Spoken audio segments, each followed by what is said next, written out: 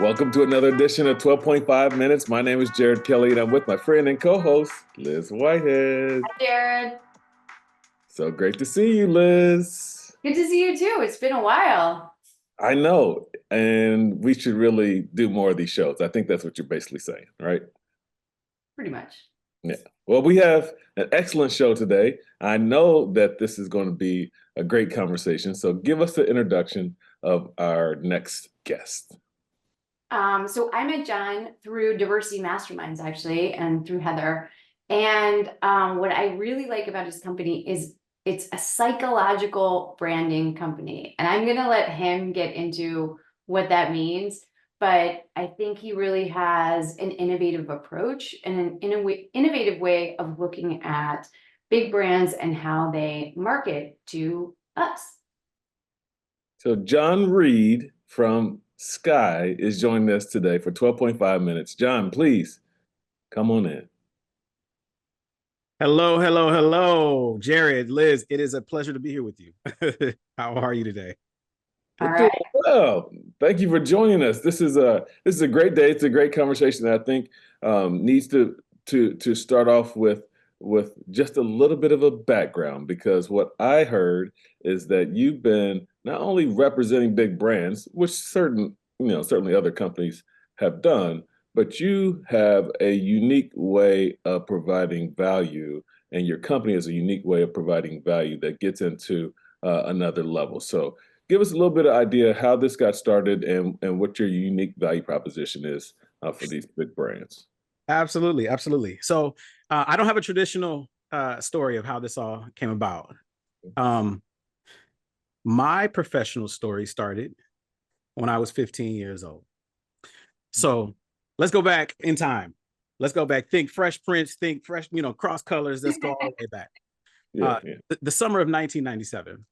I found myself sitting on the couch with my grandmother watching the NBA finals, and Michael Jordan was on his way to his 5th NBA championship. And I, like every other kid in Oakland, wanted to be like Mike. You know what I mean? And he won the championship with the flu even. And I was like, this guy, I want to have this type of excellence, and I want to have this type of impact. And I also got to have those sneakers that he was wearing. And my grandmother was sitting next to me, and she was like, you like those sneakers, don't you? All right, let's do a deal. I'll give you money if you get good grades. Give you a little allowance if you get good grades. I said, deal, we're on. So I went to work, and eventually I got them, and I proudly wore them to school later that fall. And they were my prized possession until one day after school, I come back from sports practice, and I get finished, saying bye to the guys, and I realize my sneakers are gone. And I had to do the walk of shame in the rain, catch the bus home with no shoes, wet socks. I'm on the bus looking around. I'm thinking everybody is laughing at me, looking at me, and I was embarrassed. And I remember rushing home, closed the door behind me once I got into the bedroom, and I looked at that empty shoebox, and I was sad, but I also had this strange question pop into my head. What was it about that little Jumpman logo on the side of that shoebox that on that day was more powerful than my closest friendships? It's crazy. And I was like, I wonder if that power can be used for not negative reasons, but for good. And I didn't know how to answer that. I was only 15 years old. I was, but I said, maybe that's my way of having impact in the world. Maybe because, okay, you can't see because we're virtual right now, but I am not 6'6", 195 pounds. You know what I mean? I'm a whole foot shorter than that. So I had to, find a different path for impact than just being the greatest basketball player in the world. But I made a decision to search for that power, right? The power of brand. And I approached it like it was a quest. I dug, I searched, I went to college, went to work in the advertising and marketing industry, went back to school to try to figure out how do I really learn how to harness that invisible, that force, that energy. Ended up meeting one of the greatest brand people in the world, responsible for some of the most iconic brands that we've ever heard of. He was a professor of a course in consumer psychology. And from that moment on, that class on, I said, this is what I want to do with the rest of my life.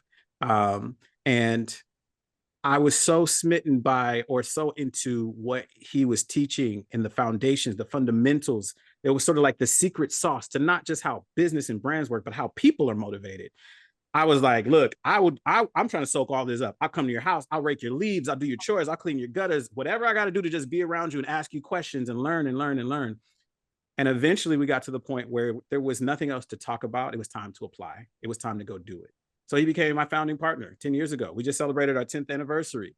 And we've worked on everything from campaigns for, Procter and Gamble and, all the way down to community organizations like Destination Crenshaw. But then we hit another roadblock: COVID, car accident, cancer, money's up, money's down.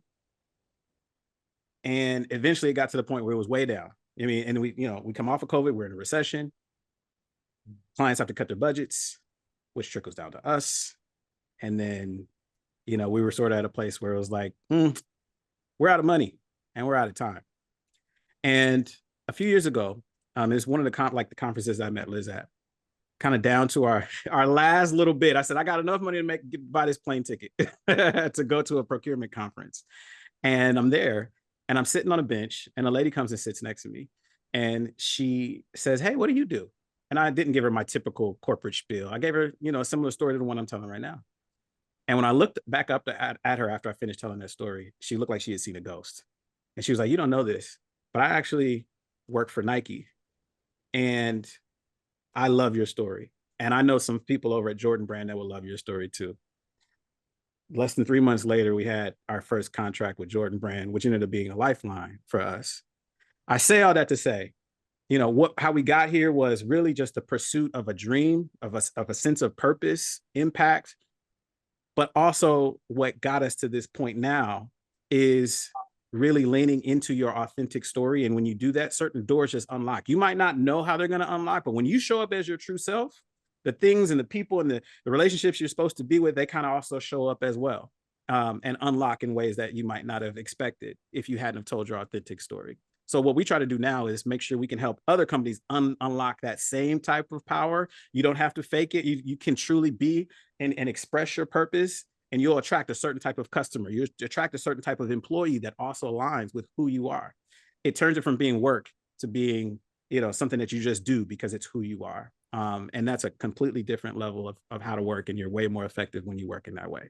So that's what we try to do for personal brands as well as the big corporations that, are needing to connect in those sort of deeper levels that are more resonant and more relevant. So that's how we got here.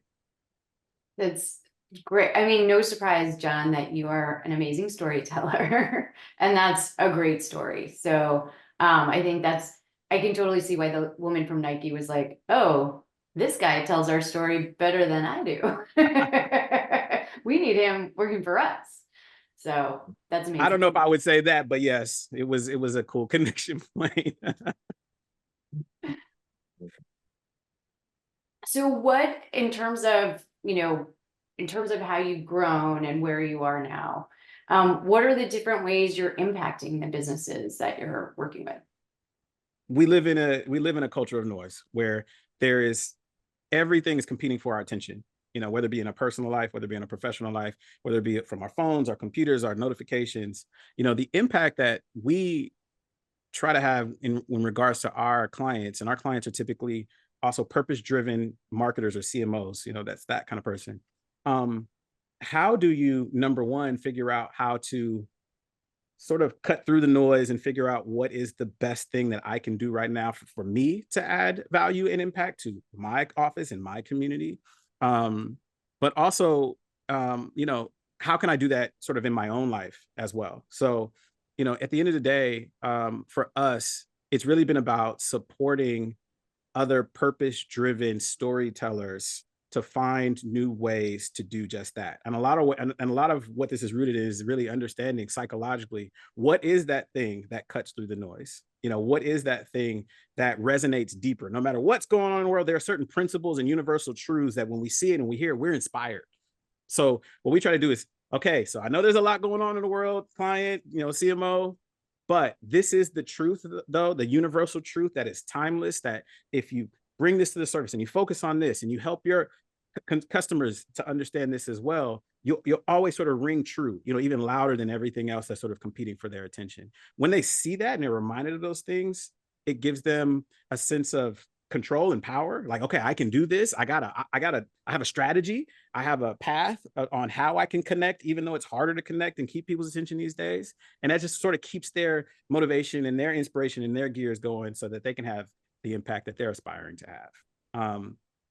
These are the people that are aspiring to change the world. So if we can sort of put the battery in their back, we feel like it's a job well done. I think you said a couple things that really stood out to me.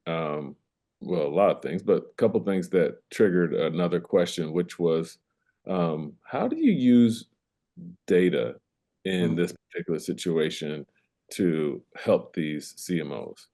Yeah, great question. Great question.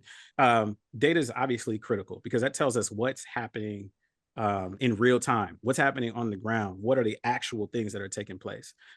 So things like surveys, focus groups, social listening, we're obviously really on top of that because we want to kind of keep our finger on the pulse of what's happening. But then we take that data and then we look at basic human developmental psychology to understand what that's showing us. So for example, we might look at a corporation or look at a brand's campaign and see, all right, it's working, it's not working, or what's the feedback, what's resonating, what are people liking, what are people commenting on, because it's evoked some sort of response out of them. But we'll pay attention to the nuances. So it might be like, oh yeah, I really like this, whatever, I really like this piece of content, or I really like this product. But you start seeing signals as to why they like it. Oh, I like it because it allowed me to do this, or I like it because I feel empowered. I feel inspired. Okay, power, not powerlessness. This makes me feel power. It makes me feel control. It makes me feel like I have autonomy. I have freedom. I have agency. I have power over my decisions and choices. It's like, okay, so when we look at something like a psychological model, like Maslow's hierarchy of needs, people have heard about Maslow all the time. That's a conceptual model. That tells us that, okay, what people are feeling like they're lacking is a sense of safety or a sense of, identity or a sense of esteem. So, hey, for a campaign, instead of just trying to sell your widget, make sure you tell them that by having this widget is going to help you feel like you have more control of your circumstances. And then we usually see that the campaigns perform better because it's rooted in something really fundamental to human needs, not wants, not desires, not just what's cool for the moment, but what they need. They might not even be able to voice it. So we'll look at the data of what they're saying they're lacking.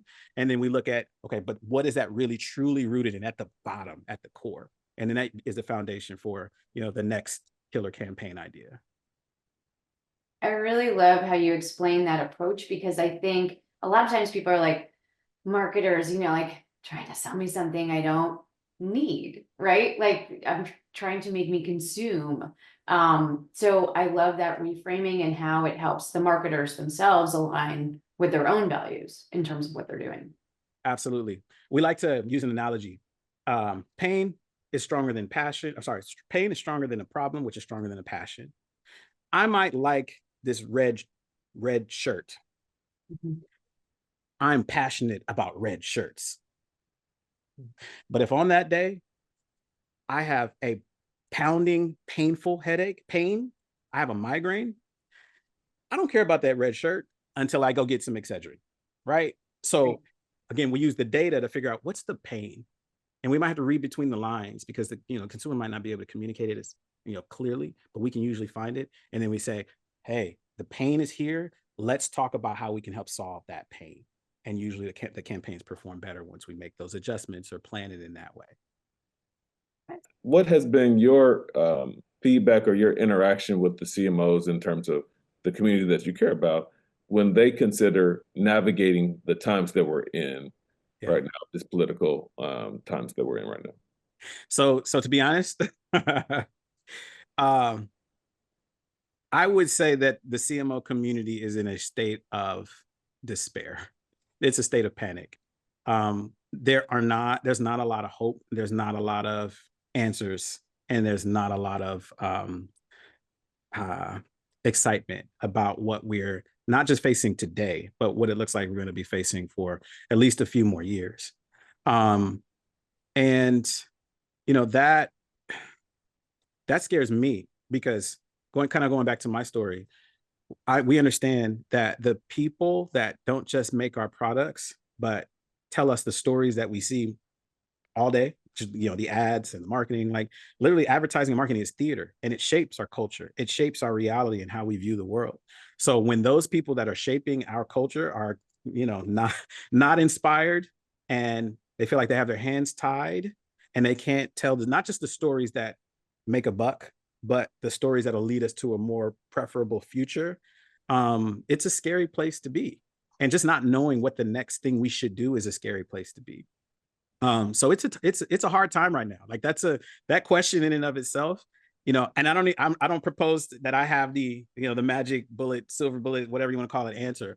I think the way that we've decided to add value and lean in, is to really, again, kind of like I was just mentioning about, you know, getting to something deeper that's needs based. It's getting to something that's universal, getting to something that, so, hey, CMO, yes, you might be trying to sell this product for this campaign for this quarter or this year. But you can open up different types of conversations, different types of excitement about what you're doing with a large swath of the population if you figure out what that universal story, that universal truth is. Can you do that? We can help you to identify it. There's a reason why there's, you know, certain Marvel movies or, you know, albums that come out, they have certain themes. The theme has been around for millennia, you know, falling in love, resilience, hope, coming of age, growing up, good versus evil, right? Like, who got those sort of universal themes. When a CMO or a leader can sort of be rooted back in these truths that have this sort of strong motivational power universally, and we remind them of that, it almost puts them back in their own story where they're like, you know what? Yeah, I can do this. I'm sort of a hero in my own right. That's a universal story. Okay, so what can I do in this moment to overcome the odds and climb the mountain, you know, and get back, you know, and do my thing, which then allows the company to do its thing. I guess what I'm trying to say is, at the end of the day, sometimes in chaos and when you're up against crisis, how do you get someone to look at the situation as not a crisis, but an opportunity? Sometimes you just have to show them a little glimmer of hope or opportunity, or a little window that there might be something here that is not just powerful or could be effective, but it's safe. So our role is to say, hey, I know it's bad. I know this looks like it's a crisis, but there's always the opportunity to respond in the way that might not necessarily be predictable, but it might be, but you have choice there. You know, you have agency. So what can we do? So we can't do this, we can't do that, we can't use certain words. We might not be able to say diversity. We might not be able to say diversity, equity, and inclusion. Oh, but there's a universal. What'd you say, Liz? I said, oh, you said it. Right? But there is a universal beauty in belonging and connection and growth and safety. Just going back to some of those universal needs and truths that no one would have a problem with. Let's remind ourselves of what those are, and let's go in that path until we find something better. And usually when we do that, the thought thinking is, you know what, you're right, I forgot about that. I was so caught up in the noise that I forgot that I can be innovative in this moment. I can do something a little bit different than what everyone else is doing. And there might be an unlock, and there usually is an unlock. And again, that just provides a sort of energy to, you know, this community that we're proud to be able to help unlock when we can.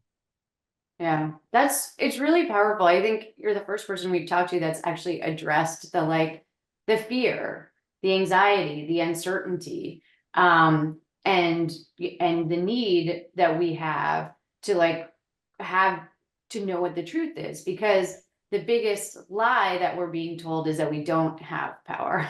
That's it. That's a lie. And so when we get down to the truth of things, which is that we can make decisions, we still have power to do it. then we feel empowered. And so that's what the work you're doing is really important. 100%. Thank you, Liz. That just made my day. You said it so eloquently. Good. I'm glad. And when that happens, we're happy. We're happy. You know, we're here to unlock the CMO. We're not here to be the superheroes. We're here to be the Robin to their Batman, you know, because there's only so much that we can do as a company. But if we can empower this company and this company and this company, and we can, you know, we can have sort of amplified exponential impact. That's what we're here for. Awesome. Well, I think you're not only here for it, but you're super successful at it. And that's what's important to us, because we won't necessarily know the secret sauce behind the scenes and the psychological analysis and who's going through what and how many people got involved. But once the consumer sees the end product, we'll know if it's authentic, and we'll know that there's a truth behind it. And that's how we will show our power. And congratulations to you and your firm, Sky, and all the brands that you've touched. You know, I read about NBA and Nike and Clif Bar and Sony Music, all these great brands. We hope that they stay true to you and their partnership with you, and continue to leverage the knowledge that you bring to the table and experience. So thank you for joining us on 12.5 minutes. This has been great. We will check in with you again, I'm sure, to find out once we're on this uphill climb, how things are going there.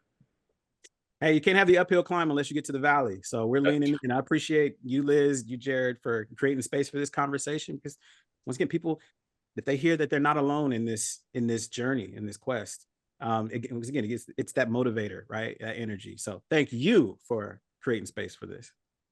Problem. Right. Appreciate it. Thank you. Thank you, man. Talk to you soon. All right, Liz. So what did you think? So this is, I knew this was going to be a great conversation, but I really appreciate, so everything that we're being told right now is a story. The noise that John referred to, the chaos, the confusion, the fear, the despair, like that's all being told. It's a story we're being told.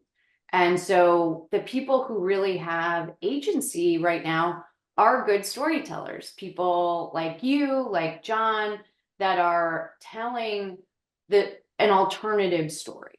There's what we see, there's what we're hearing, we're being bombarded with things, but when people can be empowered to tell an alternative story, to look at this, again, as you said, like look at something that feels very challenging as an opportunity, then we can start to get our heads back on straight and do the work. Which for me, I keep saying, you know, my biggest act of resistance is my work. And so this conversation made me feel really good about that, actually.